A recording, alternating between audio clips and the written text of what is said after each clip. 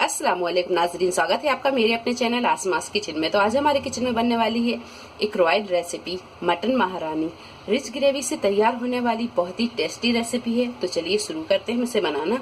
तो यहाँ पर हमने 1 किलो मटन लिया और इसे अच्छी तरह साफ करके धो लिया है। साबुत मसाले ही जाएंगे इसमें। तो यहाँ पर हमने 8 से 10 साबुत लाल मिर्च ली है, 1 टेबल स्पून सौंफ, 1 टीस्पून जीरा और 1.5 टेबल स्पून साबुत धनिया लिया है, 2 तेजपत्ते, 1 पीस जाएगा इसमें जावित्री का और हाफ पीस दालचीनी का, 1 टीस्पून काली मिर्चें और 8 से 10 लौंग, 1 बड़ी इलायची और 3 से 4 हरी इलायची, हाफ टी स्पून हल्दी पाउडर और 1 टीस्पून नमक, या नमक अपने टेस्ट के हिसाब से कम ज्यादा कर सकते हैं। 1.5 टेबल स्पून अदरक और लहसुन का पेस्ट लेंगे और 200 ग्राम के करीब हमने यहाँ पर दही लिया है।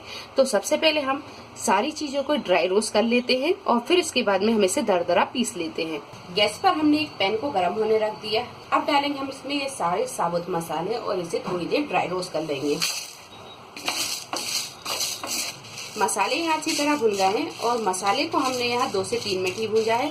मसाले यहाँ पर जल्दी भुन जाते हैं। अब कर देंगे गैस को बंद और इसे थोड़ा सा ठंडा कर लेंगे। जब ये थोड़े से ठंडे हो जाएंगे फिर हम इसे पीस लेंगे। सारी चीजों को रोस्ट करने के बाद में इसे पीस लेते हैं।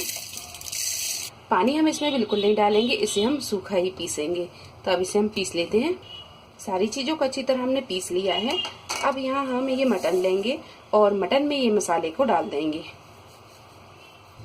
नमक और हल्दी ये भी डाल देंगे, अदरक और लहसुन का पेस्ट ये भी डाल देंगे, दही भी डाल देंगे। सारी चीजों को हम हाथ से ही अच्छी तरह मिक्स कर देंगे। सारी चीजों को अच्छी तरह मिक्स करने के बाद में अब रख देंगे हम इसे ढककर आधा घंटे के लिए। जब तक ये मैरिनेट होता है उतनी देर में हम बाकी के इंग्रेडिएंट भी देख लेते हैं। 1 टेबल स्पून सूखा नारियल, 10 से 12 बादाम, 10 से 12 काजू और 1 टीस्पून खसखस लेंगे। इसे हम थोड़ा सा रोस्ट करेंगे और थोड़ा सा पानी डालकर इसका पेस्ट बना लेंगे।